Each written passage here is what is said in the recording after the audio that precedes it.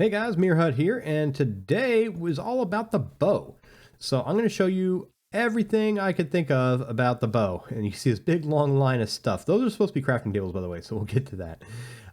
So the first thing about the bow is, of course, how to make it, all right? So in your crafting table, you're going to put string along the right side right there, and you're going to put sticks right there, there, and boom, you've got a bow. Another way to get a bow is from skeletons or strays. They both give you an 8.5% chance to get it, and that'll increase 1% per your looting level. So on a looting 3 sword, you're going to have an 11.5 chance of getting a bow. This is my preferred method because if you also have a chance to get an enchanted bow. So if you have a skeleton farm, you can get a bunch of enchanted bows, you combine them all together, and you can basically get whatever you want with all the enchantments that you want that we'll talk about later. But that's what I consider the best way. The Fletcher here will give you, on his apprentice level, he will give you a bow for 2 emeralds, okay?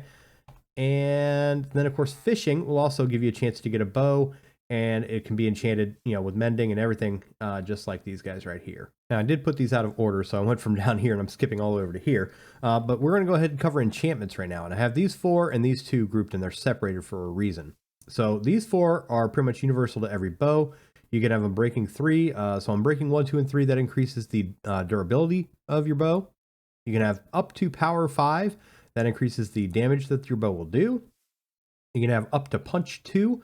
And that basically does the knockback effect when your arrow hits the target. Knocks it back just a little bit and then a little bit further for punch 2. And then flame 1 basically means you're doing the flaming arrows. Okay. Now over here, and this is the grand debate, and I want you guys to put in the comment section below which one of these you guys want to put on your bow, because you cannot have both. You can have one or the other. You can either have mending, which means every bit of experience that you pick up while your bow's in your hand will heal your bow. Or you can have infinity, which means you only have to have 1 arrow, and that's it. One regular arrow, not enchanted arrows, which we'll cover in just a second. Okay, so for arrows, here's how we're going to do it. In Bedrock, you can use either this method that I'm going to show you or this method that I'm going to show you, and I definitely would never use that, and I'll tell you why. The first method you can use is you take a potion and you put it in a cauldron. If you use 1 potion, you're going to get 16 arrows. If you use 2 potions, you'll get 32, and if you use all 3 potions, you will get 64.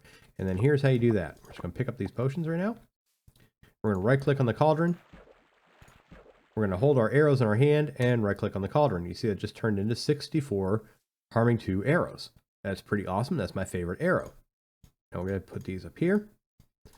Now also, you can take a lingering potion. That's 1 potion with a dragon's breath, and then surround it by 8 arrows and get 8 arrows for 1 potion versus 16.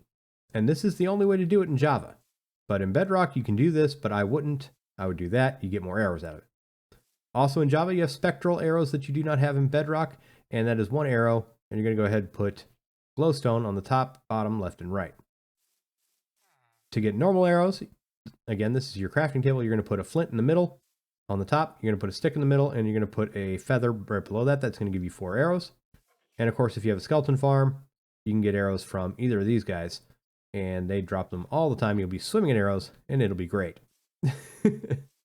Another note on arrows is where you put them in your inventory, especially if you have an infinity bow and you want to be able to have a regular arrow on standby, but you've got all these harming arrows that you wanted to use.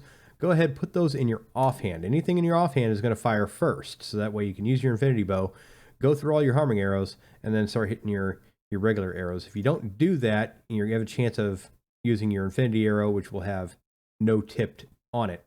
In Java, you can put your bow in your offhand, and then it will matter where on the hotbar, which arrow you have selected on your hotbar. So if you have that, you're going to shoot regular arrows. If you have that, you're going to shoot harming arrows. In Bedrock, we can't do that. Now, as far as healing your bow goes, here are the 3 ways to heal your bow, okay? This, your anvil, you can only use to heal, or you should only use to heal enchanted bows. So you can't heal an enchanted bow here, and you can't heal an enchanted bow here, but you can in the anvil, but, it counts as an enchantment, and so you'll lose points. And remember, you can only enchant something 6 times, I believe, before it becomes too expensive. So, yeah, be careful with that. And all you'll do is you'll open up the anvil, and you're going to throw the bow in here, your enchanted bow, and you're going to throw your regular bow right there, and it'll give you a a brand new bow. Enchantment costs me 2. If you flipped it around the other way, it's going to cost more because technically you're enchanting a non-enchanted bow. This is like your base item, and this is what you're adding to it. So if you take your base item is already enchanted and you're adding non-enchanted to it, it's going to be cheaper. So that's the reason for that, in case you didn't know. Now for non-enchanted bows, just go to your crafting table. Okay. Boom and boom. And it doesn't cost any enchantments at all.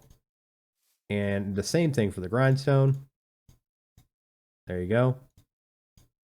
And if you use an enchanted bow and a non-enchanted bow, it's going to disenchant it because that's what happens. It says it right there, repair and disenchant.